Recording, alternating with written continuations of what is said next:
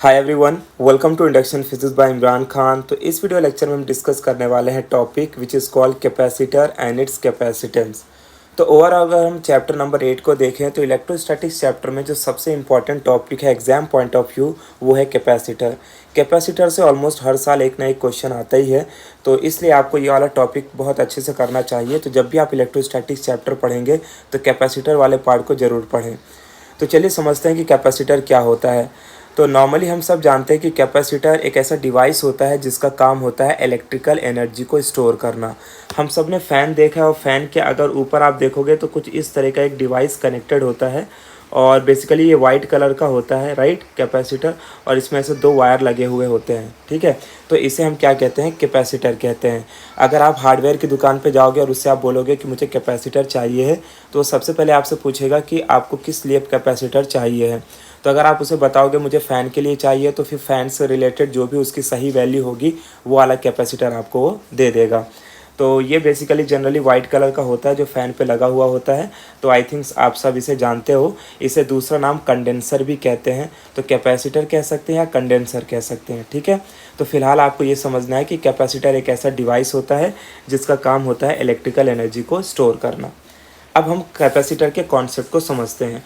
तो देखो कैपेसिटर क्या है। Basically capacitor is a system consisting of two conductors having equal and opposite charges separated by an insulator or dielectric। तो जैसे कि आप देख पा रहे हो यहाँ पर कंडक्टर में क्या होता है कि दो प्लेट्स होती हैं। एक प्लेट होती है जो पूरी तरीके से पॉजिटिवली चार्ज होती है और एक प्लेट होती है जो पूरी तरीके से नेगेटिवली चार्ज होती है, राइट। तो जैसे यहाँ पर आप देख पा रहे हो ये वाली जो प्लेट है इसमें पूरी तरीके से पॉजिटिव चार्ज है तो इसे हम प्लस क्यू से डिनोट करेंगे, और इस वाले प्लेट में पूरी तरीके से नेगेटिव चार्ज है तो इसे हम माइनस क्यू से डिनोट करेंगे। तो यहाँ पर एक बात तो फिक्स है कि एक प्लेट में जिसमें पॉजिटिव चार्ज है तो जितने पॉजिटिव चार्ज होंगे तो दूसरे प्लेट में उतने ही नेगेटिव चार्ज होंगे। तो कैपेसिटर क्या हमने बोला, कैपेसिटर एक ऐसा सिस्टम है जिसमें दो कंडक्टर्स होते हैं, ठीक है। जैसे ये कंडक्टर मान लो 1 है और ये कंडक्टर क्या है, 2 है, ठीक है। और इन दोनों में जो चार्ज होते हैं वो इक्वल इन मैग्नीट्यूड होते हैं। भले ही एक प्लेट में पॉजिटिव चार्ज हो और एक प्लेट में नेगेटिव चार्ज हो, लेकिन दोनों की वैल्यू क्या होगी, सेम होगी। और इन दोनों प्लेट के बीच में हम क्या रखते हैं, एक इंसुलेटिंग मटेरियल को रखते हैं जो बेसिकली इन दोनों प्लेट को सेपरेट करके रखता है, ठीक है। तो ये वाला जो पार्ट आपको दिख रहा है इसी को हम क्या कहते हैं, इंसुलेटिंग मटेरियल या इंसुलेटर। तो बेसिकली अब यहाँ पर हमने कैपेसिटर की बात कर ली कि कैपेसिटर क्या होता है। अब हम देखते हैं कि कैपेसिटेंस ऑफ कैपेसिटर का क्या मतलब है। तो देखो कैपेसिटेंस ऑफ कैपेसिटर का सिंपल सा मतलब होता है कि वो जो कैपेसिटर है उसकी वैल्यू कितनी है, ठीक है। उसे हम क्या बोलते हैं, कैपेसिटेंस ऑफ कैपेसिटर। जैसे कि मैंने अभी अभी आपको बताया था कि मार्केट में जब आप कैपेसिटर लेने जाओगे तो आपको ये बताना पड़ेगा कि आपको किस डिवाइस के लिए कैपेसिटर चाहिए है, क्योंकि सब कैपेसिटर की वैल्यू अलग अलग होती है। तो ये कैपेसिटर ऑफ कैपेसिटेंस डिसाइड कैसे किया जाता है, तो उसके लिए यहाँ पर हमने एक डेफिनेशन लिखी हुई है that capacitance of capacitor is the ratio of magnitude of charge on either of the conductors to the magnitude of potential difference between two conductors. तो ये जैसे कि यहाँ पर हमने बोला कि कैपेसिटर का अगर मुझे कैपेसिटेंस निकालना है तो क्या कर सकते हैं, हम किसी भी एक प्लेट पे कितने चार्ज है उसका मैग्नीट्यूड ले लेते हैं। जैसे हमें पता है कि इस वाले प्लेट में पॉजिटिव चार्ज प्लस क्यू है, इस प्लेट में नेगेटिव चार्ज माइनस क्यू है, तो दोनों के लिए मैग्नीट्यूड सेम होगा। कितना होगा, क्यू चार्ज प्रेजेंट है, ठीक है। उसके बाद क्या करना है, मान लेते हैं कि ये जो पॉजिटिव चार्ज है इस प्लेट का पोटेंशियल है प्लस वी, इस प्लेट का पोटेंशियल है माइनस वी। तो अगर मैं बोलूँ कि दोनों के बीच का कितना पोटेंशियल है तो आप क्या बोलोगे, v। तो v जो पोटेंशियल है ये इन मैग्नीट्यूड हो गया और चार्ज q क्या हो गया, इन मैग्नीट्यूड हो गया, राइट। तो इस तरीके से हम बोल सकते हैं कि ये वाली जो हमारी प्लेट है इसमें total plus q charge present है और इसका पोटेंशियल है प्लस v, और इस वाली प्लेट में total minus Q charge present है और इसका पोटेंशियल है माइनस वी। तो in magnitude total Q amount का चार्ज प्रेजेंट है दोनों प्लेट में, और इसमें v बेसिकली क्या है, पोटेंशियल डिफरेंस। अच्छा, ये जो दो प्लेट्स हमने ली हुई हैं ये दो प्लेट के बीच में एक सेपरेशन डिस्टेंस होता है जिसे d कहते हैं। तो आगे चल के जब हम इससे रिलेटेड डेरिवेशंस वगैरह करेंगे तो वहाँ पर इस d का हम यूटिलाइजेशन करेंगे, लेकिन फिलहाल आप समझ लो दो कंडक्टर के बीच में जो गैप होता है उसे हम सेपरेशन डिस्टेंस कहते हैं बिटवीन द टू कंडक्टर्स। अब बात आती है कि जो कैपेसिटर है हमारा वो इलेक्ट्रिकल एनर्जी को कैसे स्टोर करता है। तो कैपेसिटर हमारा इलेक्ट्रिकल एनर्जी को स्टोर करता है इन the form of electric field, क्योंकि पॉजिटिव एंड नेगेटिव चार्ज होने की वजह से यहाँ पर क्या डेवलप हो जाएगी, इलेक्ट्रिक फील्ड डेवलप हो जाएगी। तो इसी इलेक्ट्रिक फील्ड के फॉर्म में ये एनर्जी क्या हो जाती है, स्टोर हो जाती है। तो जब हम देखते हैं कि फ़ैन में कैपेसिटर लगा हुआ होता है तो उसकी स्पीड काफ़ी ज़्यादा होती है, लेकिन अगर उसी से कैपेसिटर निकाल लिया जाए या कैपेसिटर डिस्चार्ज हो जाए तो फिर उसकी स्पीड क्या हो जाती है, कम हो जाती है। तो इस डेफिनेशन के हेल्प से, कैपेसिटेंस ऑफ कैपेसिटर की डेफिनेशन के हेल्प से अब हम इसका फॉर्मूला लिखते हैं।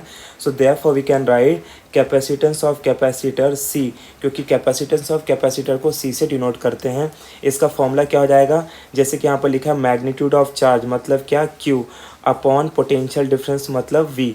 तो देखो कैपेसिटेंस का हमें फॉर्मूला क्या मिल गया, C is equal to Q by V. ठीक है, अब बात आती है इसका एसआई यूनिट क्या होगा। तो हम इसका एसआई यूनिट लिख लेते हैं। SI unit of capacitor is, देखो क्यू का तो हमें पता है, क्यू का यूनिट क्या हो जाएगा, कूलम, क्योंकि चार्ज का यूनिट कूलम होता है, अपॉन पोटेंशियल का यूनिट क्या होता है, वोल्ट। तो coulomb per volt is the SI unit of capacitor. But यहाँ पर जो इंपॉर्टेंट बात आपको याद रखनी है कि हम कूलम पर वोल्ट इसका यूनिट नहीं लिखते हैं, बल्कि इसकी जगह पर क्या लिखते हैं, और यू कैन राइट फराड। क्या लिखते हैं, फराड। फराड को जनरली एफ से डिनोट करते हैं हम। ये उसी तरीके से जैसे न्यूटन का जो रियल यूनिट है वो कुछ और है, बट लिखते हैं हम क्या है, न्यूटन। उसी तरीके से जब हम वर्क का यूनिट लिखते हैं जूल, जबकि उसका एक दूसरा रियल यूनिट होता है। तो ऐसे जितनी भी चीज़ें जो किसी साइंटिस्ट ने डिस्कवर की है तो उनके नाम को रेस्पेक्ट देने के लिए हम उनके नाम का यूनिट लिखते हैं। तो ठीक उसी तरीके से कैपेसिटर के ऊपर जिसने काम किया उनका नाम फराड है, तो इसीलिए हम उसका यूनिट क्या लिखते हैं, फराड। अब हम देखते हैं डायमेंशन ऑफ कैपेसिटर। तो देखो डायमेंशन ऑफ कैपेसिटर होता है, डायमेंशन ऑफ कैपेसिटर इज़, तो इसका डायमेंशन होता है L-2 M-1 T⁴ and I⁴ आई की जगह पर आप वर्ड ए भी यूज़ कर सकते हो। ठीक है, करंट के लिए हम एम्पियर का ए या तो आई यूज़ करते हैं। तो ये क्या हो गया इसका डायमेंशन। तो dimension of capacitor is L-2 M-1 T⁴ and I⁴ अब यहाँ पर जो इस वीडियो में हमें डिस्कस करना है वो ये है कि अगर मान लो हमारे पास नंबर ऑफ़ कैपेसिटर हैं और उन नंबर ऑफ़ कैपेसिटर को हमें किसी सर्किट में कनेक्ट करना है, तो किन तरीक़ों से हम कैपेसिटर को सर्किट में कनेक्ट कर सकते हैं। तो सर्किट में कैपेसिटर्स को कनेक्ट करने के दो तरीके हैं, एक है कैपेसिटर इन सीरीज़ और दूसरा है कैपेसिटर इन पैरेलल। ये कुछ उसी तरीके से है जैसे हमने resistance in series and resistance in parallel पढ़ा है, राइट। तो काफ़ी आसानी होगी आपको ये समझने में, बिकॉज हमने resistance series and resistance parallel पढ़ा है, तो काफ़ी कुछ उसी से यहाँ पर रिलेट करने वाला है। तो चलिए देखते हैं सबसे पहले कैपेसिटर इन सीरीज़ में होता क्या है। तो देखो capacitor are connected in series. हम कब बोलेंगे कि कैपेसिटर सीरीज़ में कनेक्टेड है, if they are connected one after the other. जैसे कि आप ये डायग्राम में देख पा रहे हो, आपको डायग्राम में समझ में आ रहा है कि यहाँ पर देखो टोटल 3 कैपेसिटर्स हैं। मान लेते हैं ये कैपेसिटर C1 है, ये कैपेसिटर C2 है और ये कैपेसिटर क्या है, C3। और ये तीनों कैपेसिटर एक लाइन में कनेक्टेड हैं, यानी एक चेन के फॉर्म में कनेक्टेड हैं। तो therefore they are called capacitor connected in series, right. अब हम एक बात जानते हैं कि किसी भी कैपेसिटर में 2 कंडक्टर्स होते हैं, यानी 2 प्लेट्स होती है। एक प्लेट पूरी तरीके से पॉजिटिव चार्ज होती है और एक प्लेट नेगेटिव चार्ज होती है। तो एक प्लेट पॉजिटिव चार्ज, दूसरी प्लेट नेगेटिव चार्ज, और इसी तरीके से इसमें भी हो जाएगा, एक प्लेट पॉजिटिवली चार्ज, एक प्लेट नेगेटिवली चार्ज, राइट। अब यहाँ पर जो सबसे इम्पॉर्टेंट बात आपको याद रखना है वो ये है कि in case of series combination potential difference across each capacitor is different. ठीक है, यानी इस पूरे सर्किट का टोटल पोटेंशियल तो V होगा, राइट, लेकिन हर एक कैपेसिटर का पोटेंशियल अलग होगा। इसका पोटेंशियल V1, इसका पोटेंशियल V2 और इसका पोटेंशियल V3। ये कुछ उसी तरीके से है जैसे हम जानते हैं कि जब हम रेजिस्टेंस को सीरीज़ में कनेक्ट करते हैं, मान लो कि मैंने 3 रेजिस्टेंस लिया और उनको सीरीज़ में कनेक्ट कर दिया। ये रेजिस्टेंस है R1, ये रेजिस्टेंस है R2 और ये रेजिस्टेंस है R3, और इसको हम एक सर्किट से भी कनेक्ट कर देते हैं। और हमें पता है कि इस बैटरी का जो टोटल पोटेंशियल है वो क्या है, V। लेकिन हम ये जानते हैं कि जब इससे करंट फ्लो होगा तो current through out each resistance will remain same, लेकिन हर एक रेजिस्टेंस का पोटेंशियल क्या होगा, अलग अलग होगा। तो सिमिलर तरीके से यहाँ पर भी हो रहा है कि जब हम कैपेसिटर को सीरीज़ में कनेक्ट करते हैं तो पोटेंशियल हर एक कैपेसिटर का क्या होगा, डिफरेंट होगा, लेकिन यहाँ पर magnitude of charge for each capacitor remains the same. यानी जितना चार्ज कैपेसिटर C1 में है उतना ही चार्ज कैपेसिटर C2 में है और उतना ही चार्ज कैपेसिटर C3 में है। सो देयरफॉर इस डेरिवेशन को आगे हम सॉल्व करते हैं। सो वी राइट, बट यहाँ पर देखो क्या लिखा है, charge on each capacitor is same. तो ये बात आपको याद रखना है कि जब हम कैपेसिटर को सीरीज़ में कनेक्ट करते हैं तो सीरीज़ में कनेक्ट करते वक्त हर एक कैपेसिटर का पोटेंशियल अलग अलग होगा, लेकिन हर एक कैपेसिटर में जो चार्ज होगा वो क्या होगा, सेम होगा। तो अब हम यहाँ पर मान लेते हैं कि let V1, V2 and V3 be the potential difference across each capacitor, और जिसकी कैपेसिटेंस वैल्यू क्या है, C1, C2 एंड C3। तो ये तो गिवन आप बहुत आसानी से लिख लोगे, ठीक है। हमें क्या फाइंड करना है, हमें ये फाइंड करना है कि जब हम कैपेसिटर को सीरीज़ में कनेक्ट करते हैं तो जितने भी हमने कैपेसिटर को कनेक्ट किया हुआ है उन सारे कैपेसिटर की वजह से उसका टोटल कैपेसिटेंस क्या होगा, राइट। तो ये फॉर्मूला डिराइव करने के लिए हम एक कॉन्सेप्ट यूज़ कर सकते हैं। therefore we can say that total potential जो टोटल पोटेंशियल V है it is equal to V1 plus V2 plus V3, right. इस सर्किट का जो टोटल पोटेंशियल V है वो किसके इक्वल होगा, V1 plus V2 plus V3। अब हमें यहाँ पर क्या करना है, एज हमने ऑलरेडी पढ़ा है कि C का फॉर्मूला क्या होता है, C का फॉर्मूला होता है Q बाई V, राइट। तो यहाँ से अगर मैं आपको बोलूँ देयरफॉर V का फॉर्मूला क्या हो जाएगा, तो आप बोलोगे V is equal to Q by C। तो इस V वाले फॉर्मूले को हमें क्या करना है, इस इक्वेशन में पुटअप करना है, ठीक है। सो ध्यान से देखो, देयरफॉर क्या हो जाएगा, V की जगह पर मैं क्या लिख सकता हूँ, V की जगह पर लिख सकता हूँ Q बाई C, ठीक है। और V1 की जगह पर क्या लिख सकता हूँ, Q बाई C1, और V2 की जगह पर क्या लिख सकता हूँ, Q बाई C2, और V3 की जगह पर Q बाई C3। क्योंकि देखो यहाँ पर हर एक कैपेसिटेंस तो अलग अलग है लेकिन मैग्नीट्यूड ऑफ चार्ज हर एक कैपेसिटर में क्या है, सेम है। तो सबको हम किससे रिप्रेजेंट करेंगे, Q से। अब जैसे कि यहाँ पर आप देख पा रहे हो Q कॉमन है, तो हम यहाँ पर क्या करते हैं, इसे लिखते हैं Q by C is equal to, Q बाहर निकाल लेते हैं तो ये क्या हो जाएगा, इसको मैं लिख सकता हूँ 1/C1 plus 1/C2 plus 1/C3। तो मैंने क्या किया, जितना भी कॉमन था बाहर निकाल लिया। अब यहाँ से Q क्या हो गया, cancel. Therefore I can right capacitor in series, इसे CS लिख लेते हैं, ठीक है। तो CS का मतलब क्या हो गया, capacitor in series is equal to, इसे क्या लिख सकते हैं, 1/C1 plus 1/C2 plus 1/C3। तो ये हमने निकाल लिया फॉर्मूला कि जब भी कैपेसिटर सीरीज में कनेक्टेड होंगे तो उनका जो टोटल कैपेसिटेंस होगा that will be equal to 1/C1 plus 1/C2 plus 1/C3। तो बेसिकली ये जो डेरिवेशन हमने डिराइव किया है, यहाँ पर हमने 3 कैपेसिटर्स लिए थे, तो 3 कैपेसिटर की वजह से जो टोटल कैपेसिटेंस होगा उसका फॉर्मूला हमने ये डिराइव कर लिया। लेकिन जब हम न्यूमेरिकल वगैरह सॉल्व करते हैं तो याद रखना है, हमें 1/CS नहीं फाइंड करना होता है, हमें क्या निकालना होता है, CS निकालना होता है, राइट। तो जो भी आपका लास्ट में फ्रैक्शन वैल्यू होता है उसको जस्ट आप रिवर्स कर दोगे तो आपको CS की वैल्यू मिल जाएगी। अब यहाँ देखते हैं कि मान लो अगर हमारे पास n number of capacitor connected है इन सीरीज़, तो यहाँ पर लिखते हैं for n number of capacitor connected in series। तो अगर हमारे पास n number of capacitor connected series है तो इसका फॉर्मूला हम लिखेंगे 1/CS is equal to 1/C1 plus 1/C2 plus 1/C3।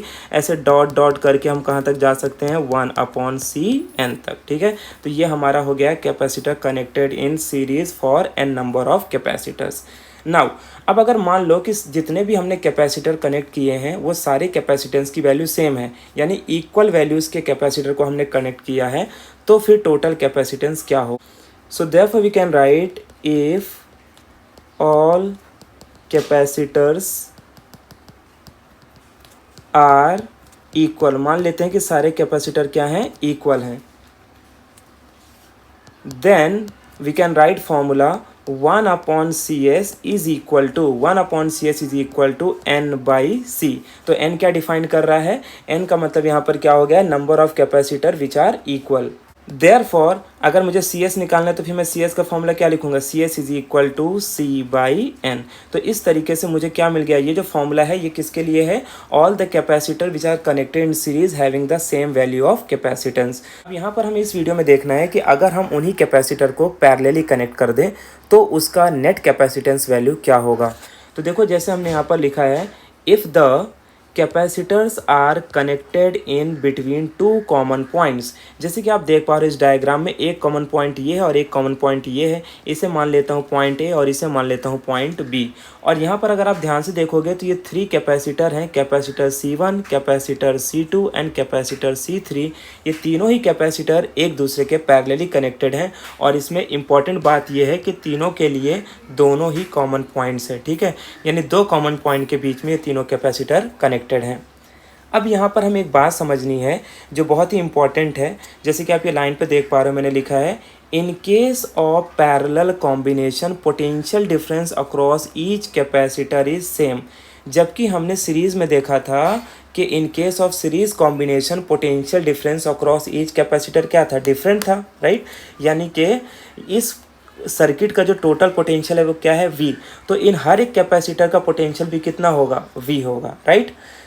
But यहाँ इंपॉर्टेंट बात क्या है, charges on each capacitor is different. जबकि सीरीज में हमने देखा था charges on each capacitor was same. तो जस्ट उसका उल्टा यहाँ पर आपको इसका आंसर देना है।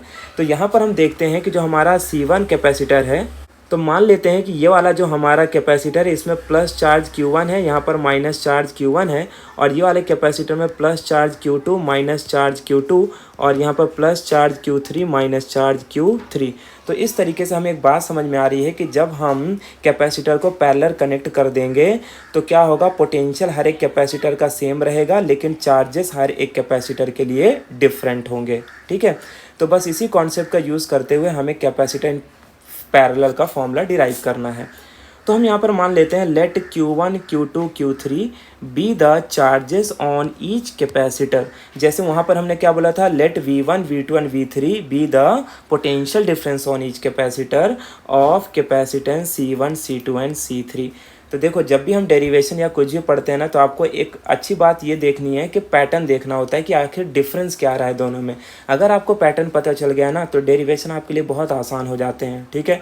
लेकिन अगर आप पैटर्न नहीं ढूंढ पाओगे तो फिर वही डेरिवेशन आपको बहुत डिफिकल्ट लगेगा और आपको लगेगा ये जो डेरिवेशन अलग अलग दिए हैं ये सब अलग अलग हैं। बट ऐसा होता नहीं है, ऑलमोस्ट सारे डेरिवेशन एक दूसरे से इंटरकनेक्टेड होते हैं। तो चलो अब यहाँ पर एक बात याद आती है हमें कि अगर आपने पढ़ा होगा according to law of conservation of charge, तो law of conservation of charge हमें क्या कहता है कि charges can neither be created nor be destroyed, it can be transferred from one form to another form and for an isolated system charges are always conserved, ठीक है। तो यहाँ पर हम कंजर्वेशन ऑफ चार्ज का फॉर्मूला यूज़ कर लेंगे।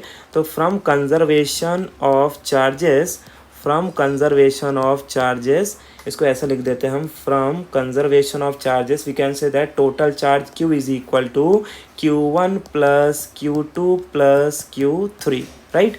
अब यहाँ पर देखो एज हमने फॉर्मूला ऑलरेडी पढ़ा है कि C का फॉर्मूला क्या होता है, Q बाई V। C का फॉर्मूला क्या होता है, Q by V। So therefore मुझे बताओ Q का फॉर्मूला क्या हो जाएगा, Q will be equal to C into V। बस इसी फॉर्मूले का हमें इस वाले इक्वेशन में यूज़ करना है। So therefore I can right, ये जो Q है यहाँ पर मैं क्या लिख सकता हूँ, C इंटू वी, और Q1 की जगह पर क्या आ जाएगा, C1V, ये क्या हो जाएगा C2V, और प्लस क्या हो जाएगा C3V। क्योंकि देखो हमें पता है पोटेंशियल सबके लिए सेम है लेकिन कैपेसिटेंस सबका अलग अलग है। सो देयरफॉर इसे मैं CV ही लिखता हूँ और यहाँ से मैं V पोटेंशियल को कॉमन बाहर निकाल लेता हूँ। तो अंदर क्या बचेगा, C1 plus C2 plus C3, ठीक है। अब V से V देखो क्या हो गया, कैंसल। देयरफॉर ये जो C है इसे मैं क्या लिखता हूँ, C इज इक्वल टू लिख लेता हूँ CP, यानी कैपेसिटर कनेक्टेड इन पैरेलल, और ये हो जाएगा C1 plus C2 plus C3। तो इस तरीके से हमने 3 कैपेसिटर कनेक्टेड इन पैरेलल का फॉर्मूला डिराइव कर लिया, जहाँ पर हमें कुछ करना नहीं है, जितने भी कैपेसिटर हैं उनकी कैपेसिटेंस को ऐड कर देना है और हमें total capacitor connected in parallel मिल जाएगा। तो अब बात आती है कि मान लो अगर हमारे पास n नंबर ऑफ़ कैपेसिटर है तो कैसे कनेक्ट करेंगे। तो बहुत ही ज़्यादा सिंपल है। तो हम यहाँ पर लिखते हैं for if n number of capacitors, if n number of capacitors are connected in parallel. तो अगर n number of capacitor connected in parallel है तो फॉर्मूले में कुछ नहीं करना है, आपको लिखना है CP is equal to C1 plus C2 plus C3 plus dot dot dot dot dot कहाँ तक जाना है, CN तक जाना है। तो ये हमें फॉर्मूला मिल गया capacitor connected in parallel for n number of capacitors. अब लास्ट में वही बात आती है कि मान लो कि सब कैपेसिटर की वैल्यू सेम है, यानी कि if all capacitors are equal, if all capacitors are equal, then मैं यहाँ पर बोल सकता हूँ कि C P is equal to n times of C, यानी capacitor connect in parallel for n number of capacitor which are equal can be written as n into C. और यहाँ पर हमें फाइंड करना है capacitance of a parallel plate capacitor without a dielectric slab between the to plates. यानी जैसे कि आप देख पा रहे हो यहाँ पर हमारे पास एक कैपेसिटर का डायग्राम है, और ये वाली जो हमारी प्लेट है, इस प्लेट को हमने पूरी तरीके से पॉजिटिवली चार्ज रखा है। जैसे कि हमें ऑलरेडी पता है कैपेसिटर में एक प्लेट पूरी तरीके से पॉजिटिव चार्ज होती है और एक प्लेट पूरी तरीके से क्या होती है, नेगेटिव चार्ज होती है। और यहाँ पर दो प्लेट के बीच का जो सेपरेशन डिस्टेंस है उसे हमने यहाँ पर स्मॉल d से डिनोट किया है। और in positive and negative charge होने की वजह से यहाँ पर क्या क्रिएट हो चुकी है, एक इलेक्ट्रिक फील्ड डेवलप हो चुकी है, राइट। मान लेते हैं कि ये वाली जो हमारी प्लेट 1 है, इस पर जो सरफेस चार्ज डेंसिटी है वो प्लस सिग्मा है, और इस पर जो सरफेस चार्ज डेंसिटी है वो क्या है, minus sigma. Surface charge density का फॉर्मूला आपको याद रखना है। सरफेस चार्ज डेंसिटी का फॉर्मूला होता है sigma is equal to Q by A, यानी इसका सिंपल से मतलब होता है चार्ज पर यूनिट एरिया, कि पर यूनिट एरिया में चार्ज का डिस्ट्रीब्यूशन कितना है, इसी को हम क्या कहते हैं, सरफेस चार्ज डेंसिटी, राइट। तो अब यहाँ पर देखो, हमें जो बात सबसे इम्पॉर्टेंट समझनी वो ये है कि यहाँ पर जो हमने कैपेसिटर लिया हुआ है, ये कैपेसिटर में हमने बीच में कोई भी इंसुलेटिंग मटेरियल को नहीं रखा है, यानी हमने कोई डाइलेक्ट्रिक स्लैब को इंट्रोड्यूस नहीं किया है, राइट।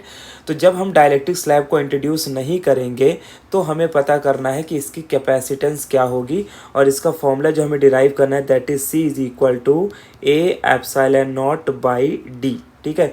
ये फॉर्मूला हमें फाइंड आउट करना है। इसी फॉर्मूले को हम कहते हैं capacitance of a parallel plate capacitor without a dielectric medium या डाइलेक्ट्रिक स्लैब कह सकते हैं, राइट।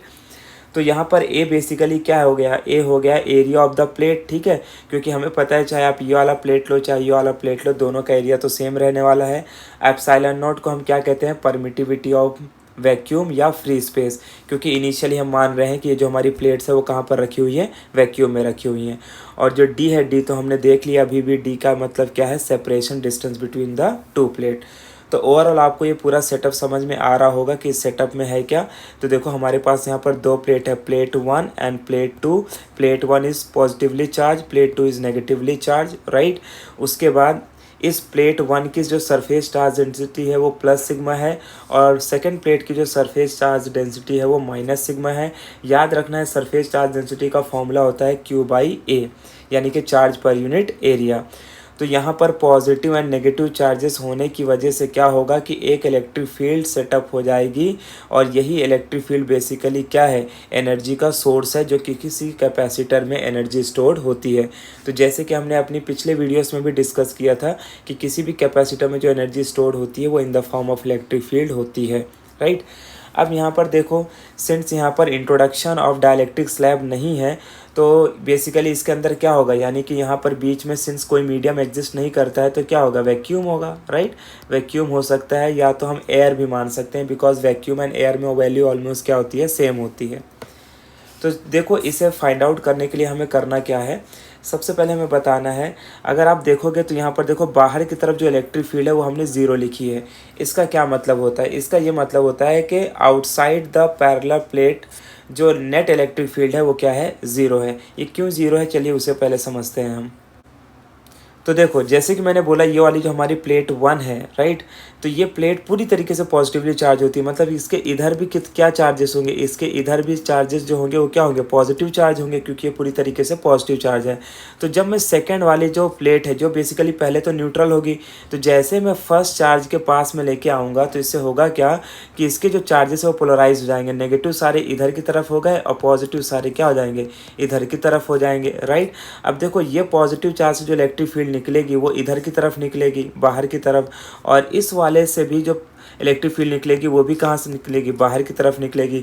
तो दोनों प्लेट में जो पॉजिटिव चार्ज की वजह से जो इलेक्ट्रिक फील्ड जा रही है वो बाहर की तरफ जा रही है, यानी दोनों एक दूसरे की फील्ड को क्या कर देंगे, कैंसल आउट कर देंगे। तो net electric field in the outer region क्या हो जाएगी, ज़ीरो हो जाएगी। बट हमें यहाँ पर आउटर फील्ड से कोई मतलब नहीं है, ठीक है। हमें तो दो कैपेसिटर के बीच में बनने वाली इलेक्ट्रिक फील्ड से मतलब है, राइट, बिकॉज हमें इसका कैपेसिटेंस कैलकुलेट करना है। तो सबसे पहले हम डिस्कस कर लेते हैं that therefore in outer region, therefore in outer region the electric field due to two charged plate is equal to zero. क्या हो जाएगी? Is equal to zero. So therefore I can say that the net electric field outside is equal to, ये कैसे zero हो जाएगी? देखो, पहले plate की वजह से जो इसका इलेक्ट्रिक फील्ड होगा वो कितना होगा? सिग्मा अपॉन 2 एप्सिलॉन नॉट, और दूसरे चार्ज की वजह से भी इसकी इलेक्ट्रिक फील्ड क्या होगी? Sigma upon 2 epsilon not. तो sigma upon 2 epsilon naught minus sigma upon 2 epsilon naught क्या हो जाएगा? ज़ीरो हो जाएगा इसकी वैल्यू। तो इसीलिए outside the charge plate the net electric field is zero. अच्छा, सिग्मा अपॉन एप्सिलॉन की वैल्यू आपको पता है, ये किसकी है? Electric field due to a plane sheet. तो अगर हमें कोई प्लेन कंडक्टर मिलता है तो उसकी वजह से जो उसकी इलेक्ट्रिक फील्ड होगी वो कितनी होती है? Sigma upon 2 epsilon not. तो हमने ये बता दिया कि बाहर के रीजन पर नेट इलेक्ट्रिक फील्ड ज़ीरो होगी, बट हमें मतलब किससे है? हमें तो मतलब है कि अंदर क्या इलेक्ट्रिक फील्ड होगी। So and electric field in the inner region, electric field in the inner region due to two charged plate, ठीक है। ये दो चार्ज प्लेट की वजह से इनर रीजन पर क्या होगा? देखो, जो नेट इलेक्ट्रिक फील्ड होगी, therefore electric field in the inner region due to two charge plate is E is equal to, यहाँ पर सिर्फ क्या करना है? अपने को प्लस करना है, तो ये हो जाएगा E is equal to, we can write sigma upon 2 epsilon naught plus sigma upon 2 epsilon naught. यानी पॉजिटिव चार्ज की वजह से जो इलेक्ट्रिक फील्ड है वो क्या है? सिग्मा अपॉन 2 एप्सिलॉन नॉट, और नेगेटिव चार्ज की वजह से जो इलेक्ट्रिक फील्ड है वो क्या है? Sigma upon 2 epsilon not. तो इसकी जो टोटल इलेक्ट्रिक फील्ड होगी वो कितनी हो जाएगी? Therefore I can write E is equal to 2 sigma upon 2 epsilon not. तो 2 से 2 क्या हो गया? Cancel. Therefore we can say that electric field due to two charge plate is sigma upon epsilon naught। तो यहाँ पर हमें क्या मिल गया? इलेक्ट्रिक फील्ड मिल गई due to two charge plate. Electric field मिलने के बाद अब हमें क्या फाइंड करना है? And now we have to use the relation. एक रिलेशन देखो, हमें पता है क्या रिलेशन है। एज वी नो दैट कि V इज इक्वल टू होता है ED, इसे हम कहते हैं relation between potential difference and electric field, ठीक है। इसी फॉर्मूले का हम आगे यूज़ करेंगे। सो therefore I can write V is equal to E की वैल्यू क्या है? सिग्मा अपॉन एप्सिलॉन नॉट, और इंटू क्या हो जाएगा? D। तो मैंने जस्ट क्या किया? इस इक्वेशन में E की वैल्यू रख दिया। तो याद रखना, E का मतलब यहाँ पर क्या है? Electric field. V is the potential difference, और D क्या है? Separation distance. इसे कहते क्या है? इसका मतलब होता है relation between potential difference and electric field. अब देखो आगे हमें क्या करना है। एज यहाँ पर हम क्या करेंगे? सिंस हमें फाइंड क्या करना है? हमें तो कैपेसिटेंस निकालना है। तो सिंस कैपेसिटेंस का फॉर्मूला क्या होता है? C is equal to Q by V होता है, राइट। तो ये तो हम बड़े आसानी से इसको लिख सकते हैं। Q अपॉन V की वैल्यू क्या है? V की वैल्यू है sigma D upon epsilon not, और आपको पता है यहाँ पर जो एप्सिलॉन नॉट है ये फोर्थ टर्म है, तो ये ऊपर आ जाएगा। देयरफॉर मैं इसे लिख सकता हूँ C is equal to Q epsilon not upon sigma into D। Now अब यहाँ पर एक इंपॉर्टेंट बात याद रखनी है आपको कि एज सिग्मा की वैल्यू क्या होती है? Sigma is equal to Q by A होता है। सिग्मा का वैल्यू ऑलरेडी मैंने शुरू में आपको बताया था। सिग्मा का मतलब क्या होता है? Charge per unit area. तो चार्ज पर यूनिट एरिया यानी सिग्मा की वैल्यू को अब हम इस इक्वेशन में पुटअप कर देते हैं। So therefore I can write C is equal to, ये हो जाएगा Q epsilon not upon sigma की जगह पर क्या आ जाएगा? Q बाई A, और ये इंटू क्या हो जाएगा? D। यहाँ से देखो Q से Q क्या हो गया? कैंसल। तो देयरफॉर क्या बचा है? इसको मैं लिख सकता हूँ epsilon not D upon A। अब ये A कौन सा टर्म है? ये फोर्थ टर्म है, तो ऊपर आके मल्टीप्लाई हो जाएगा। So therefore finally I can write capacitance of a capacitor without dielectric medium is given by formula C is equal to A epsilon not by D। तो इस तरीके से हमने capacitance of a parallel plate capacitor का formula derive कर लिया। यानी इससे पहले हमने वीडियो में देखा था capacitance of a parallel plate capacitor without dielectric. तो यहाँ पर हमें क्या देखना है, विथ डाइलेक्ट्रिक। जैसे कि हम देख पा रहे हैं यहाँ पर हमारे पास एक पैरेलल प्लेट का कॉम्बिनेशन है, बेसिकली ये एक कैपेसिटर है और इस कैपेसिटर के बीच में हमने क्या किया है, एक डाइलेक्ट्रिक मीडियम को इंट्रोड्यूस कर दिया है, राइट। तो अब हमें यहाँ पर बताना है कि अगर हम किसी डाइलेक्ट्रिक मीडियम को इंट्रोड्यूस कर देंगे तो फिर कैपेसिटेंस की वैल्यू क्या होगी। तो जो हमें कैपेसिटेंस की वैल्यू कैलकुलेट करना है, पहले हम जान लेते हैं कि उसका इक्वेशन क्या है, फिर हम उसे डिराइव करते हैं। तो जो नया कैपेसिटेंस हमें फाइंड आउट करना है, that is C is equal to A epsilon not D minus T plus T by K। So this is the capacitance of a parallel plate capacitor with dielectric. तो जैसे कि हम देख पा रहे हैं यहाँ पर कि जो हमने डाइलेक्ट्रिक मीडियम को इंट्रोड्यूस किया है, तो इसे हम डाइलेक्ट्रिक स्लैब भी कहते हैं, राइट। तो ये जो हमारा डाइलेक्ट्रिक स्लैब हमने इन दो प्लेट के बीच में रखा है, इसकी वजह से जो नया कैपेसिटेंस मिलेगा हमें, उसकी वैल्यू क्या होगी, C is equal to A epsilon not D minus T plus T by K। यहाँ पर A का मतलब है area of the plate, epsilon not तो आपको पता ही है, इसे हम क्या कहते हैं, परमिटिविटी ऑफ वैक्यूम। D यहाँ पर क्या है, separation distance between the two plate, जो कि आप देख पा रहे हो। और स्मॉल t का मतलब है थिकनेस, स्मॉल t का मतलब है thickness of the dielectric slab. ये जो हमने स्लैब इंट्रोड्यूस किया, इसकी थिकनेस को यहाँ पर हम t से डिनोट कर रहे हैं। और k का मतलब यहाँ क्या है, डाइलेक्ट्रिक कांस्टेंट। तो आप जो भी मटेरियल लोगे, राइट, क्योंकि डिफरेंट इंसुलेटिंग मटेरियल आते हैं, तो हर एक इंसुलेटिंग मटेरियल के लिए k की वैल्यू क्या होगी, अलग अलग होगी।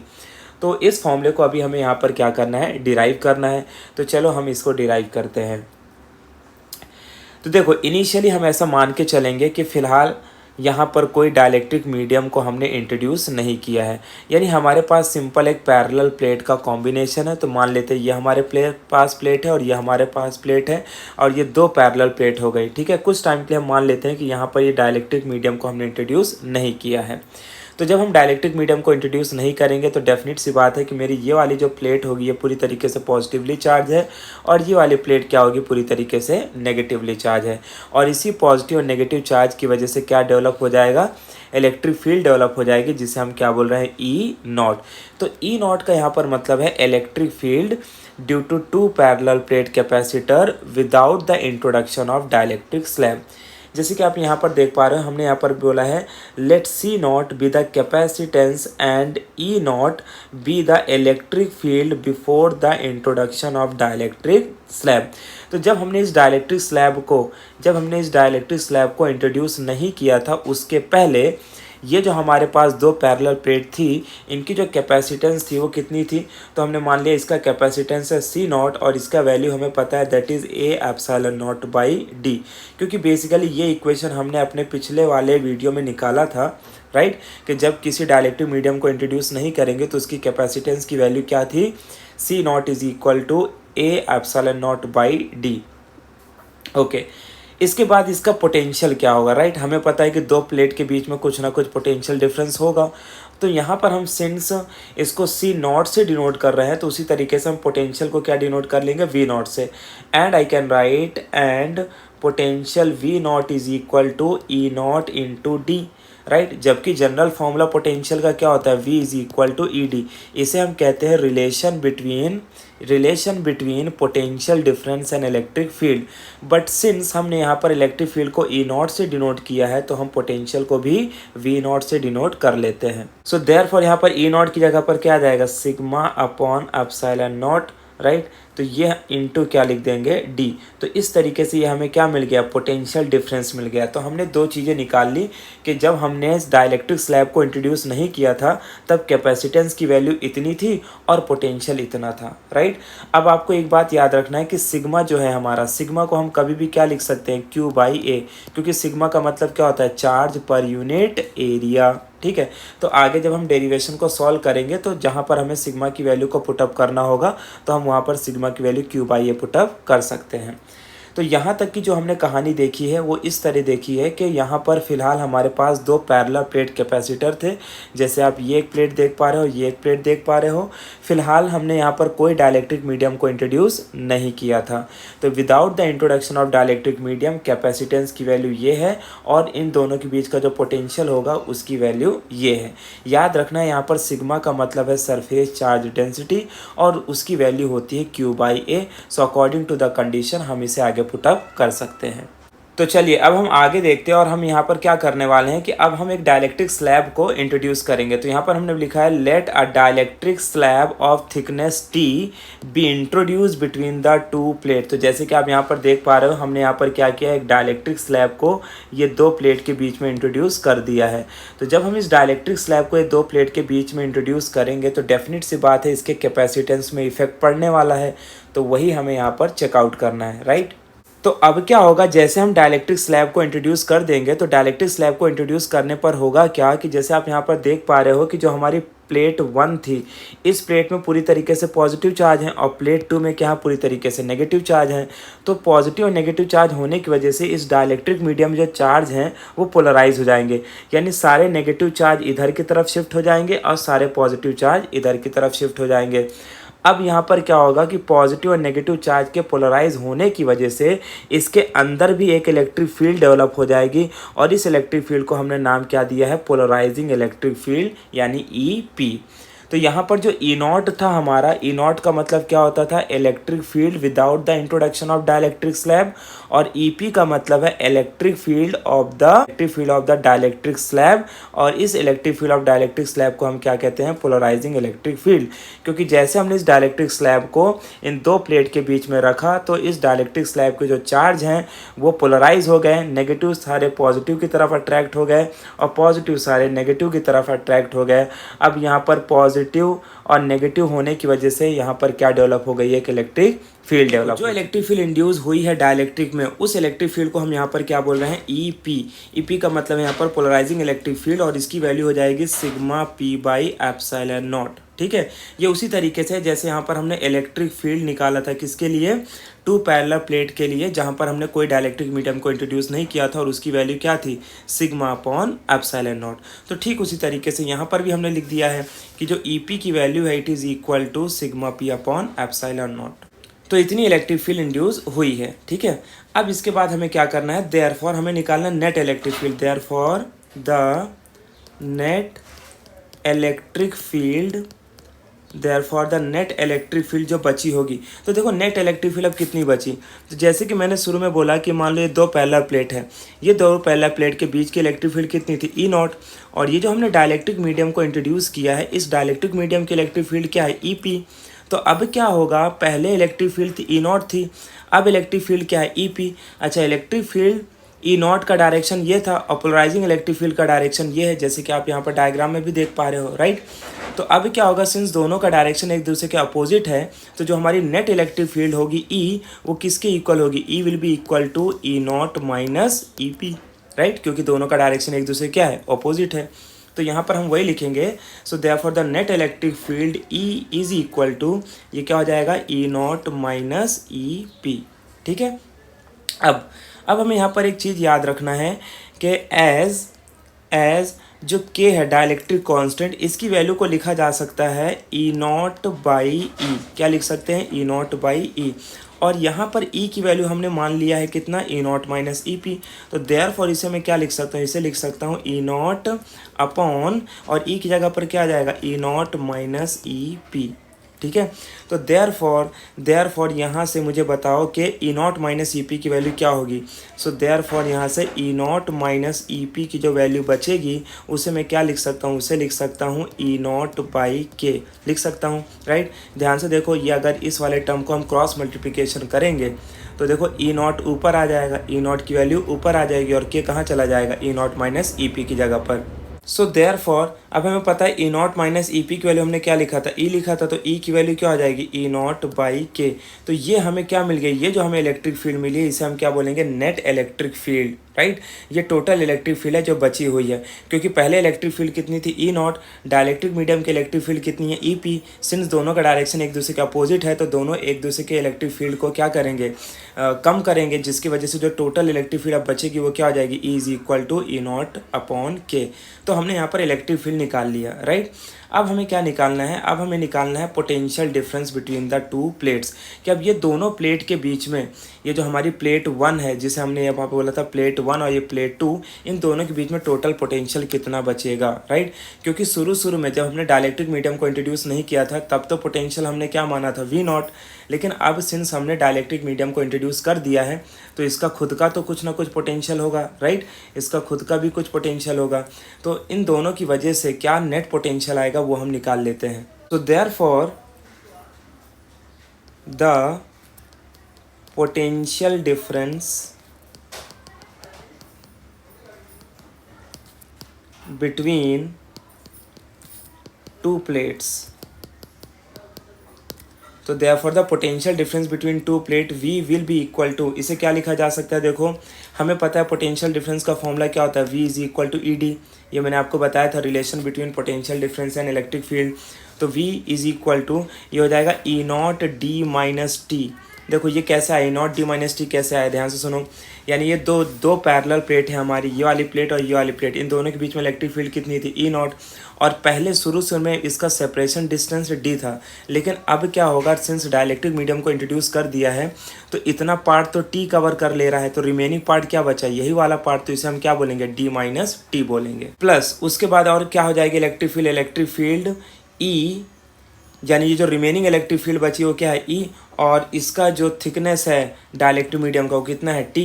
क्योंकि जब हमने डाइलेक्ट्रिक मीडियम को इंट्रोड्यूस किया था तो उस टाइम पर उसकी इलेक्ट्रिक फील्ड ई पी थी, लेकिन जब बाद में जो इलेक्ट्रिक फील्ड बची वो क्या बची है ई, तो इसकी थिकनेस क्या है टी, तो ई इंटू टी कर दिया हमने, राइट। देयरफॉर अब हम इसे आगे सॉल्व कर लेते हैं, तो इसे लिख सकते हैं वी इज इक्वल टू, आप देख रहे हो यहाँ पर इसको मैं लिखता हूँ ई नॉट, ये हो जाएगा डी माइनस टी प्लस ई की वैल्यू ऑलरेडी मैंने निकाली, ई की वैल्यू क्या है, ई नॉट बाई के, तो यहाँ पर रख देते हैं, ये क्या हो जाएगा ई नॉट बाई के और इंटू क्या हो जाएगा टी, राइट। अब यहाँ से आपको क्लियरली समझ में आ रहा है कि ई नॉट क्या है, कॉमन है तो इसको बाहर निकाल लेते हैं, तो ब्रैकेट में क्या आएगा D minus T plus T by के, राइट, यही आ जाएगा। अब यहाँ पर देखो हमने v कैलकुलेट कर लिया, नाउ हमें निकालना क्या था, कैपेसिटेंस। तो as we know that capacitance of a capacitor, capacitance of a capacitor, तो कैपेसिटेंस ऑफ अ कैपेसिटर की जो वैल्यू है वो कितनी होगी, तो हमें इसका फॉर्मूला पता है क्या है, C इज इक्वल टू क्या होता है, Q बाई वी होता है, राइट। तो इस V की वैल्यू को यहाँ पर हम पुटअप कर देते हैं, तो देखो V की वैल्यू पुटअप करेंगे तो Q को मैं Q रखता हूँ और V की जगह पर क्या आ जाएगा, V की जगह पर आ जाएगा ई नॉट और ये हो जाएगा D minus T plus T by के, ये लिख लिया इतना। अब ध्यान से सुनना मैं क्या बोल रहा हूँ। सिंस हमने यहाँ पर शुरू में लिखा था, या एज मैं यहाँ पर लिख देता हूँ, एज के जो ई नॉट की वैल्यू थी वो हमने क्या लिखा था, सिग्मा अपॉन एप्सिलॉन नॉट, याद है आपको। एंड सिग्मा की वैल्यू मैंने आपको क्या बताया था, क्यू बाई ए, देखो यहाँ पर मैंने लिखा भी है, सिग्मा की वैल्यू क्या है, क्यू बाई ए है, राइट। तो यहाँ पर हम क्या करने वाले हैं कि ये जो सिग्मा है, तो सिग्मा की वैल्यू अगर मैं क्यू बाई ए रखूँ तो ये क्या हो जाएगा, क्यू अपॉन ए एप्सिलॉन नॉट। यानी इसका सिंपल से मतलब है कि ई नॉट की वैल्यू को किससे रिप्लेस किया जा सकता है, Q upon A epsilon not. So therefore जो कैपेसिटेंस मिलेगा हमें C, उसको मैं लिखता हूँ Q अपॉन, और ई नॉट की जगह पर क्या आएगा, Q upon A epsilon not, और ब्रैकेट में क्या हो जाएगा D minus T plus T by K, ठीक है। अब यहाँ पे देखो Q से Q क्या हो गया, कैंसल, और ये जो ए एप्सिलॉन नॉट है ये फोर्थ टर्म है तो कहाँ जाएगा, ऊपर। सो देयरफॉर इसे लिख सकता हूँ C is equal to A epsilon not, और ये क्या हो जाएगा D minus T plus T by K, ठीक है। तो ये हमें क्या मिल गया, नया कैपेसिटेंस मिल गया कि जब हम किसी डाइलेक्ट्रिक मीडियम को इंट्रोड्यूस कर देंगे तो उसका जो कैपेसिटेंस होगा that will be equal to A epsilon not D minus T plus T by K. तो याद रखना है ए क्या है यहाँ पर, area of the plate, epsilon naught क्या है, परमिटिविटी ऑफ वैक्यूम या फ्री स्पेस, डी का मतलब है separation distance between the two plate, and T का मतलब क्या है, thickness of the dielectric slab, और के यहाँ पर क्या है, डाइलेक्ट्रिक कांस्टेंट। तो हर एक मटेरियल का डाइलेक्ट्रिक कांस्टेंट अलग होता है, लेकिन इसमें से एक वैल्यू आपको पता है कि अगर एयर या वैक्यूम होगी तो डाइलेक्ट्रिक कांस्टेंट क्या होता है, 1 के इक्वल होता है। अब यहाँ पर एक आपको स्पेशल केसेस देखना है, स्पेशल केस में ये देखना है कि मान लो इफ़ जो डाइलेक्ट्रिक स्लैब है, if dielectric slab completely if dielectric slab completely fills the space between, अगर कोई डाइलेक्ट्रिक स्लैब पूरी तरीके से स्पेस को फिल करता है between two plates, फिर इसका जो कैपेसिटेंस होगा वो क्या होगा देखते हैं. So if dielectric slab completely fills the space between two plates, then जैसे कि यहाँ पर देखो, मान लो ये हमारी एक प्लेट 1 है, ये प्लेट क्या है 2 है, और इसमें हमने डाइलेक्ट्रिक मीडियम को कुछ ऐसे रखा है कि इसने पूरी प्लेट की स्पेस को फिल कर दिया है. तो अब हम बोल सकते हैं कि जो D है वो किसके इक्वल होगा, T के इक्वल होगा, है ना, क्योंकि इस डाइलेक्ट्रिक स्लैब का थिकनेस क्या होता है T, और दो प्लेट के बीच का सेपरेशन डिस्टेंस क्या होता है D. लेकिन जब डाइलेक्ट्रिक स्लैब पूरी तरीके से प्लेट में फिट हो जाएगा तो D और T दोनों एक दूसरे क्या हो जाएंगे, इक्वल हो जाएंगे. तो अब जो नया कैपेसिटेंस बनेगा C, वो क्या लिख सकते हैं हम, इसको मैं लिख सकता हूँ A एप्सिलॉन नॉट. अच्छा, D और T इक्वल हैं, तो अगर D और T इक्वल हैं तो मैं क्या कर सकता हूँ कि T को D के बराबर लिख सकता हूँ, ये जो यहाँ पर T दिख रहा है, प्लस ये क्या हो जाएगा D/K हो जाएगा. ठीक है, अब यहाँ से देखो D और ये D तो माइनस हो जाएंगे, तो फिर बचेगा क्या, therefore I can write C is equal to, इसे क्या लिख सकता हूँ A एप्सिलॉन नॉट, और K फोर्थ टर्म है तो ऊपर आ जाएगा, तो ये क्या हो जाएगा, और बचेगा क्या नीचे D. अब आप यहाँ पर ध्यान से देखो, ये वाली जो वैल्यू आपको दिख रही है A epsilon not by D, ये किसकी वैल्यू थी, तो शुरू में हमने इसकी वैल्यू लिखा था, याद रखो, देखो यहाँ पर ये है A epsilon not by D की वैल्यू को हम क्या लिख सकते हैं, C नॉट. सो देयरफॉर अगर कोई डाइलेक्ट्रिक स्लैब पूरी तरीके से दो प्लेट के स्पेस को फिल कर देगा तो उसका जो नया कैपेसिटेंस होगा that will be equal to C not times K. तो इस तरीके से हमने इसकी वैल्यू को फाइंड आउट कर लिया. ये स्पेशल केस याद रखना है आपको, न्यूमेरिकल में काफ़ी यूटिलाइज होता है. तो जैसे कि हमने देखा था कैपेसिटर क्या होता है, कैपेसिटर एक डिवाइस होता है जिसका काम होता है एनर्जी को स्टोर करना. तो यहाँ पर हम उसी स्टोर एनर्जी का फॉर्मूला डिराइव करने जा रहे हैं कि किसी कैपेसिटर में जो एनर्जी स्टोर्ड होगी उसका फॉर्मूला क्या होगा, राइट. तो देखो, सबसे पहले यहाँ पर आप देख पा रहे हो कि हमने एक सर्किट डायग्राम लिया है, और इस सर्किट डायग्राम में यहाँ पर एक कैपेसिटर कनेक्टेड है, और हमें पता है कैपेसिटर में दो प्लेट्स होती है. एक प्लेट क्या होती है, पॉजिटिवली चार्ज होती है, और एक प्लेट क्या होती है, नेगेटिवली चार्ज होती है, राइट. यानी कि इसमें टोटल प्लस क्यू चार्ज होंगे और इसमें टोटल माइनस क्यू चार्ज होंगे. प्लस माइनस चार्ज होने की वजह से यहाँ पर एक इलेक्ट्रिक फील्ड डेवलप हो जाएगी, और एनर्जी हमारी जो है वो इसी इलेक्ट्रिक फील्ड के फॉर्म में यहाँ पर स्टोर हो जाएगी. तो यहाँ पर हमें यही जानना है कि वो जो एनर्जी स्टोर्ड होगी वो कितनी स्टोर्ड होगी. तो सबसे पहले हमने यहाँ पर देखो क्या लिखा है, consider a capacitor of capacitance C charge by DC source V. तो देखो, कैपेसिटर को चार्ज करने का तरीका एकदम सिंपल होता है. कैपेसिटर जैसे यहाँ पर आप देख पा रहे हो, हमें इस कैपेसिटर को क्या करना है, एक DC सोर्स से कनेक्ट कर देना है. तो जैसे हम DC सोर्स से कनेक्ट कर देंगे, यानी यहाँ पर हमने एक बैटरी लगाई हुई है जिसका पोटेंशियल क्या है V, और इसको हमें यहाँ पर ऐसे कनेक्ट कर देना है. कनेक्ट करने के बाद हम क्या करेंगे, जैसे अपने सर्किट को ऑन करेंगे तो कैपेसिटर धीरे धीरे चार्ज होता जाएगा, और यहाँ पर चार्जेस क्या होते जाएंगे, एक्यूमुलेट होते जाएंगे, और हमारा कैपेसिटर चार्ज होने लगेगा.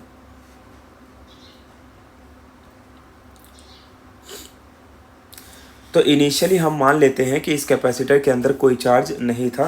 तो हमने यहाँ पर क्या बोला, during the process of charging let Q dash be the charge on the capacitor and V be the potential difference. तो इनिशियली हमने देखा कि इस कैपेसिटर के अंदर कोई चार्ज नहीं था. तो जब हम अपने बैटरी को ऑन करेंगे, यानी सर्किट में करंट फ्लो होगा, तो मान लो कि सबसे पहले यहाँ पर जो चार्ज आया उसका नाम क्या है, Q डैश. तो Q डैश नाम का चार्ज आया, और इसकी वजह से जो पोटेंशियल क्रिएट हुआ वो कितना है, V मान का. सो देयरफॉर देखो, जैसे यहाँ पर Q डैश चार्ज पहुँच जाएगा तो फिर इस चार्ज प्लेट की जो कैपेसिटेंस वैल्यू है वो कितनी हो जाएगी, इसको मैं लिख सकता हूँ C is equal to Q dash by V. ठीक है, तो ये हमें क्या मिल गया, कैपेसिटेंस मिल गया. कब, जब हमने एक Q डैश चार्ज को यहाँ पर ट्रांसफ़र किया. लेकिन आपको याद रखना है कि पहले चार्ज को ट्रांसफ़र करने के लिए हमें कोई वर्क नहीं करना पड़ेगा. अब हमें जो भी चार्ज को ट्रांसफ़र करना है उसके लिए क्या करना पड़ेगा, वर्क करना पड़ेगा. ठीक है, therefore the small work done to transfer charge small dq. ठीक है, therefore the small work done to transfer a charge which is very small, a charge dq is given by. तो अगर मुझे डी क्यू चार्ज को transfer करना है जो कि बहुत स्मॉल चार्ज है, तो उसके लिए जो वर्क करना पड़ेगा वो भी क्या होगा, बहुत स्मॉल होगा। सो देयरफॉर यहाँ से वर्क डन का फॉर्मूला मैं क्या लिख सकता हूँ, D W is equal to V into D Q. अब ये फॉर्मूला कहाँ से आया, देखो पोटेंशियल का जनरल फॉर्मूला हमें पता है, वी इज इक्वल टू क्या होता है, डब्ल्यू बाई क्यू, यानी कि potential V is equal to work done per unit charge, जिससे हम डब्ल्यू का फॉर्मूला क्या लिखते हैं, वी इंटू क्यू। तो इसी फॉर्मूले को हमने यहाँ पर क्या किया है, यूटिलाइज़ किया है, क्योंकि पोटेंशियल डिफरेंस का फॉर्मूला क्या होता है, work done per unit charge. तो यहाँ पर वर्क डन का फॉर्मूला क्या आ जाएगा, वी इंटू क्यू, और इसी फॉर्मूले को हमने यहाँ पर लिख लिया है। तो वर्क डन यहाँ पर हमने क्या लिखा है, डी डब्ल्यू, बिकॉज चार्ज यहाँ पर क्या बहुत ही स्मॉल है। तो एक बात हमें समझ में आ गई कि एक छोटे से चार्ज को ट्रांसफ़र करने के लिए हमें इतना वर्क करना पड़ेगा। अब यहाँ पर देखो v की वैल्यू क्या हम लिख सकते हैं, सो देयरफॉर एज यहाँ पर आप हमने लिखा था c is equal to Q dash by V होता है। सो देयरफॉर v का फॉर्मूला क्या लिख सकते हैं, v इज इक्वल टू क्या हो जाएगा, क्यू डैश अपॉन c। तो बस इसी v की वैल्यू को यहाँ पर पुटअप कर देते हैं, तो ये हो जाएगा D W is equal to Q dash by C into D Q. ठीक है, तो ये हमें टोटल वर्क डन मिल गया to transfer a small charge D Q in the presence of Q dash charge. अब हम क्या कर लेते हैं, therefore total work done calculate कर लेते हैं to transfer the charge Q. So therefore total work done to transfer the charge from zero to Q. मान लो कि ज़ीरो से क्यू चार्ज को ट्रांसफ़र करने के लिए हमें कितना वर्क करना पड़ेगा, अब हम वो निकाल लेते हैं। ठीक है, क्यू का मतलब यहाँ पर क्या है, टोटल चार्ज। सो देयरफॉर टोटल वर्क निकालने के लिए क्या करना पड़ेगा, इंटीग्रेशन करना पड़ेगा, कहाँ से कहाँ तक, ज़ीरो से लेकर क्यू तक। किसका इंटीग्रेशन, डी डब्ल्यू का। भाई छोटे छोटे वर्क को मैं अगर ऐड कर दूंगा तो मुझे क्या मिल जाएगा, total work done. So therefore which is equal to, इसे क्या लिख सकता हूँ, ज़ीरो से लेकर क्यू तक, और डी डब्ल्यू की वैल्यू क्या है, Q dash by C into D Q. Right, अब यहाँ पर देखो हमें पता है कि जो चीज़ कांस्टेंट है वहाँ पर इंटीग्रेशन अप्लाई नहीं होगा, तो उसको बाहर निकाल लेते हैं। तो 1/c बाहर आ गया, तो अब बचा क्या यहाँ पर, इंटीग्रेशन ज़ीरो से लेकर क्यू तक और Q dash into D Q. अब हम इसमें इंटीग्रेशन अप्लाई कर देते हैं। तो देखो ये किस फॉर्म में, इंटीग्रेशन ऑफ x dx के फॉर्म में है, और इंटीग्रेशन ऑफ x का फॉर्मूला क्या होता है, x² / 2 होता है। बस इसी फॉर्मूले को हम क्या करेंगे यहाँ पर अप्लाई। सो देयरफॉर w क्या हो जाएगा, 1/c, और ये क्या हो जाएगा, this will be equal to q² / 2। अच्छा, इसकी लोअर लिमिट है 0 और अपर लिमिट क्या है, q। अब हमें पता है कि हमें करना क्या होता है, एक बार q की जगह पर अपर लिमिट को रखना है और एक बार इसकी जगह पर लोअर लिमिट को रखना है। तो ये हो जाएगा 1/c, और यहाँ पर हो जाएगा q² / 2 माइनस 0² / 2। ठीक है, तो यहाँ पर हमने अपर लिमिट और लोअर लिमिट दोनों अप्लाई कर दिया। अब हमें पता है ये वाले टर्म का तो कोई मतलब है नहीं। So therefore we can write w is equal to 1/c, और ये क्या हो जाएगा, q² / 2। तो अगर मैं इसे रीअरेंज कर लूँ तो इसे क्या लिख सकता हूँ, therefore I can right 1/2 q² / c लिख सकते हैं ऐसा। अब हम क्या बोलेंगे, ये जो भी हमने वर्क किया है, right, this work done is stored, ये जो भी हमने वर्क किया है, this work done is stored in the form of electrostatic potential energy. Electrostatic potential energy के फॉर्म में ये वर्क डन जो है वो हमारा स्टोर हो जाएगा। ठीक है, so this work done is stored in the form of electrostatic potential energy. Therefore मैं लिख सकता हूँ u is equal to half q² / c। तो ये हमें मिल गया energy stored in a capacitor का formula, u is equal to half q² / c। अब यहाँ पर हमें देखना है कि इसी फॉर्मूले को हम एक दो तरीके से और लिख सकते हैं। सो उसको भी हम यहाँ पर काउंट कर लेते हैं। एज वी नो दैट के c का फॉर्मूला क्या होता है, q/v होता है। तो देयरफॉर अगर मैं आपसे पूछूं q क्या हो जाएगा, तो आप बोलोगे q की वैल्यू हम लिख सकते हैं c × v। इस फॉर्मूले को यहाँ पर पुटअप कर देते हैं। सो देयरफॉर देखो इसमें यहाँ पर क्या लिख सकता हूँ, u is equal to half, okay, और ये जो q² है तो उसकी जगह पर क्या रख सकता हूँ, c² v² / c। राइट, तो यहाँ से देखो c से एक c कैंसिल हो गया। So therefore electrostatic potential energy is equal to क्या मिला, हाफ cv²। तो ये भी एक इसका फॉर्मूला। तीसरा भी फॉर्म लिखा जा सकता है। देखो ये तो हमें मेन फॉर्मूला मिला ये वाला, उसके बाद सेकेंड फॉर्म ये हमें मिल गया। थर्ड फॉर्म भी हम लिख सकते हैं, कैसे लिख सकते हैं, सो एज सी का फॉर्मूला हमें पता है, सी क्या है यहाँ पर, क्यू बाई वी, ठीक है। तो इसी सी की वैल्यू को हम डायरेक्ट इस इक्वेशन में रख देंगे तो देखो हमें आंसर क्या मिलेगा, U is equal to half, और क्यू स्क्वायर को क्या रखते हैं यहाँ पर, क्यू स्क्वायर को यहाँ पर मैं क्यू स्क्वायर रखता हूँ, बट सी की वैल्यू को मैं क्या कर देता हूँ, क्यू बाई वी रख देता हूँ। तो एक क्यू से एक क्यू यहाँ पर कैंसिल हो जाएगा और वी कहाँ आ जाएगा, ऊपर। सो देयरफॉर जो नई इलेक्ट्रोस्टैटिक पोटेंशियल एनर्जी हमें मिलेगी that is equal to half Q into V. तो इस तरीके से यहाँ पर हमने इलेक्ट्रोस्टैटिक पोटेंशियल एनर्जी के 3 फॉर्मूले यहाँ पर देख लिए। But equation point of view अगर हमें डिराइव करना है तो हम यहाँ तक ही डिराइव कर सकते हैं। बट अगर क्वेश्चन में पूछा हो कि derive the expression with different forms of electrostatic potential energy, तो फिर आपको ये तीनों फॉर्म्स बताने हैं, जो कि बहुत आसान है, आप इसे आराम से बता सकते हो।